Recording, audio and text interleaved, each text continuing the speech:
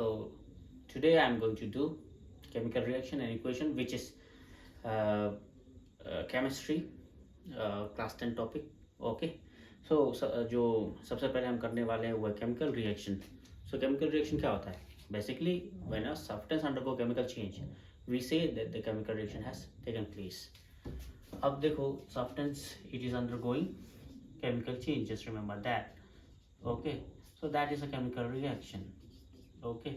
So here a substance is undergoing chemical change. Just remember that. So chemical change के लिए I will give you an example. So let's take an example where magnesium is burnt in air. Okay. Magnesium को जब हम हवा में जलाते हैं तो हमें क्या मिलता है?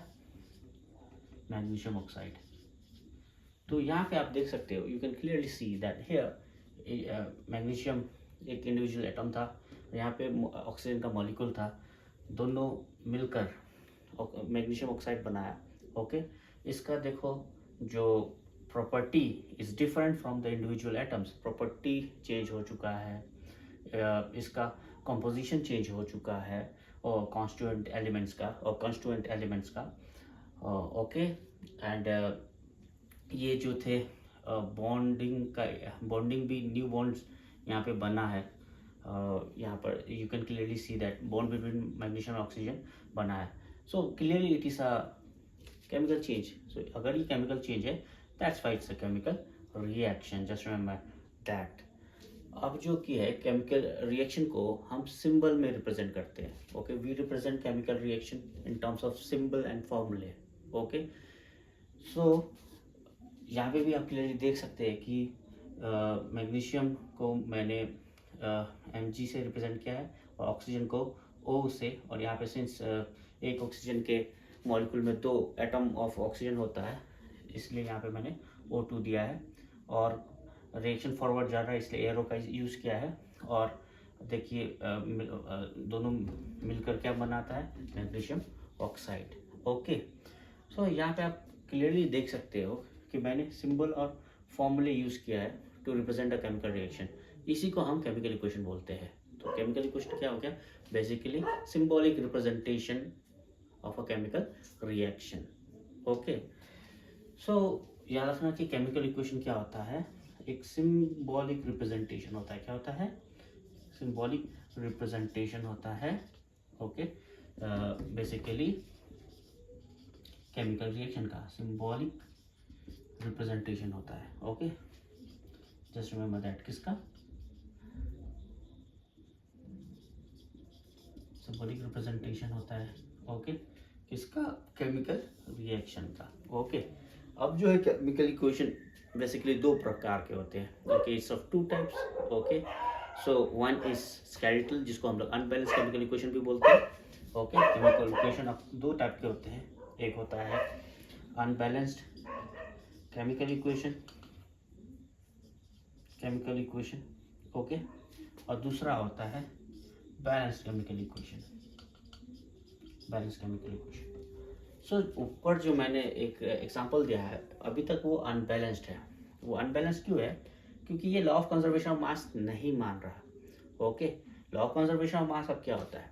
लॉ ऑफ कंजर्वेशन ऑफ मास ये होता है कि द टोटल मास जो होता है रिएक्टेंट साइड में उतना ही टोटल मास होना चाहिए प्रोडक्ट साइड में. That is law of conservation of mass states that the total mass to the side of the reactant must be same as the total mass to the side of the product. Okay.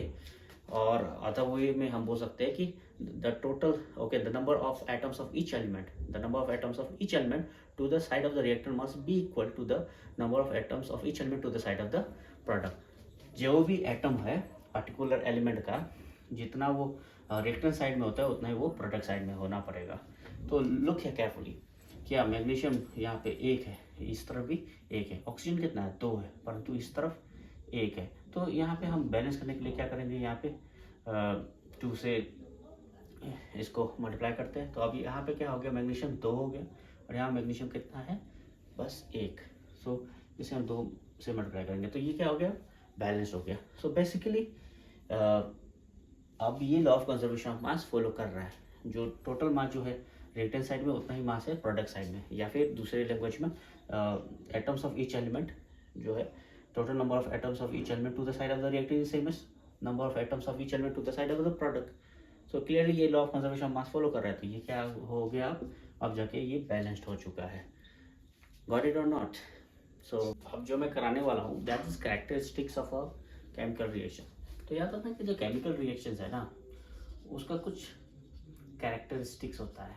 Okay, उसका कुछ characteristics होता है. कोई भी chemical reaction जो होता है is accompanied by following characteristics. सबसे पहले मैं डिस्कस करना चाहूँ कि एक केमिकल रिएक्शन में क्या हो सकता है. चेंज इन स्टेट हो सकता है. चेंज इन स्टेट हो सकता है. एक केमिकल रिएक्शन में क्या हो सकता है, चेंज इन कलर हो सकता है,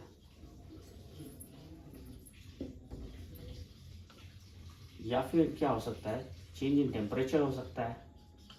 that is exothermic endothermic. Okay, change in temperature हो सकता है. ओके, या फिर क्या हो सकता है, प्रेसिपिटेट या एवोल्यूशन ऑफ गैस हो सकता है. Evolution of gas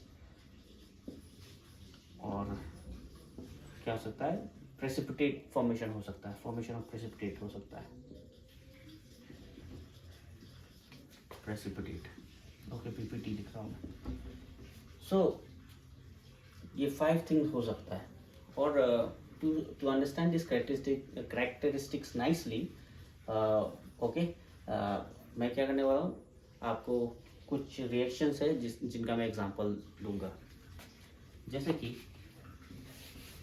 let's say कि जिंक जो है, व्हाट आई डू, जिंक को मैं डाइल्यूट हाइड्रोक्लोरिक एसिड में जस्ट डिप करता हूँ और इसमें डाइल्यूट हाइड्रोक्लोरिक एसिड है. Okay, just remember that. उसमें मैं जिंक को जो है जस्ट जिंक ग्रेन्यूल्स को मैं जस्ट पो करता हूँ. ओके, जस्ट पुट करता हूँ उसमें. ओके, तो क्या होगा, zinc is a metal, it react with acid. Okay, it will give out hydrogen gas. Okay, तो clearly you can see that evolution of gas हो रहा है. कौन सा गैस इवॉल्व हो रहा है, हाइड्रोजन गैस. सो ये रिएक्शन में क्या होता है, अगर जब हम जिंक को ऐड करते हैं डाइल्यूट हाइड्रोक्लोरिक एसिड में, तो हाइड्रोजन गैस इवॉल्व होता है. ओके, इसका एक्चुअली कंप्लीट रिएक्शन ये है. जिंक ओके जब रिएक्ट करता है हाइड्रोक्लोरिक एसिड के साथ, तो ये आपको देता है ZnCl2 plus hydrogen gas. Okay, और ये बैलेंस है या नहीं है, फिलहाल ये बैलेंस नहीं है. You can clearly C zinc इस तरफ, जिंक उस तरफ एक एक ही है. इस तरफ जो हाइड्रोजन है एक है, उस तरफ 2 है. तो लेट्स मल्टीप्लाई विथ 2. तो इस तरफ अब हाइड्रोजन कितना हो गया, 2 हो गया. उस तरफ हाइड्रोजन कितना है, 2. ठीक है. क्लोरीन इस तरफ भी 2 हो गया और इस तरफ भी 2 है. So clearly it's now a balance chemical equation.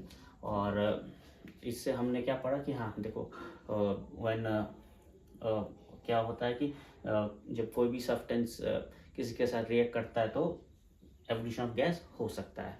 Okay, similarly there is one more reaction जिसमें क्या होता है कि मान के चलो एक टेस्ट ट्यूब है.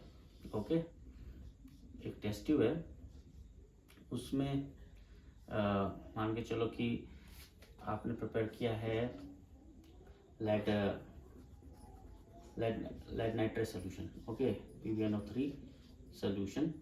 Okay, lead nitrate solution. और दूसरे तरफ जो है, दूसरे टेस्ट ट्यूब में आपने प्रिपेयर किया है पोटेशियम आयोडाइड सोल्यूशन. अब दोनों को क्या करते हो, मान के चलो और एक टेस्ट ट्यूब है, उसमें दोनों को ऐड करके मिक्स कर देते हो. ओके, सो यहाँ पे क्या होगा कि यू विल नाउ सी कि नीचे प्रेसिपिटेट सेटल हो जाएगा. नीचे प्रेसिपिटेट सेटल हो जाएगा.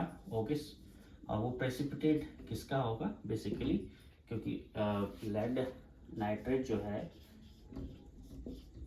PbNO3 ट्वाइस जो है पोटेशियम आयोडाइड के साथ रिएक्ट करके क्या देगा आपको, लेड आयोडाइड देगा और प्लस पोटेशियम नाइट्रेट देगा. ओके, अब जो है लेड नाइट्रेट जो है लेड नाइट्रेट जो है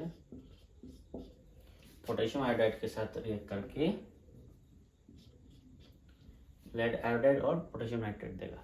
ये जो लेड नाइट्रेट है ये एक्चुअली प्रेसिपिटेट के रूप में नीचे सेटल हो जाता है। ओके, सो ये येलो कलर का होता है, ये येलो प्रेसिपिटेट होता है, याद रखना। तो यहाँ पे जो मिलेगा हमें yellow PPT basically that will be of lead iodide. Okay, और ये जो पोटेशियम नाइट्रेट होता है ये वाटर सोल्यूबल होता है, तो that will be in the remaining part of the solution. Remaining part में लेड नाइट्रेट हमें मिलेगा। ओके, तो this is water soluble, just remember that water soluble होता है। सो यहाँ पे देखो old bond are broken and new bones are formed, है कि नहीं। बेसिकली लेड का नाइट्रेट के साथ बॉन्डिंग था और पोटेशियम का आयोडीन के साथ था, लेकिन अब लेड का आयोडीन के साथ हो गया, पोटेशियम का नाइट्रेट के साथ हो गया। So old bone are broken and new bones are form. So याद रखना। और एक चीज जो हुआ कैरेक्टरिस्टिक सेंस में कि यहाँ पे जो है प्रेसिपिटेट फॉर्मेशन हुआ है। ओके, सो ये सोल्यूशन एक्वा सोल्यूशन में था। ओके, कॉम्प्लीटली डिजॉल्व था। और पोटेशियम आयोडाइड भी क्या था, एक्वा सोल्यूशन में, एक्वा सोल्यूशन फॉर्म में था। ओके, कॉम्प्लीटली डिजॉल्व था वाटर में। लेड आयोडाइड अब क्या हो गया, वो डिजॉल्व नहीं है वाटर में, it's not dissolve in water, so it came out as a precipitate. और पोटेशियम नाइट्रेट जो है still it is dissolve in water, so ये एक्वस सोल्यूशन में फॉर्म में ही रहेगा। Okay, so these are few examples which I have cited you, okay, from chemical reaction and their characteristics. Okay, how there is a formation of precipitate, how there is evolution of gas. So please go through this, okay, whatever I have taught you. Thank you.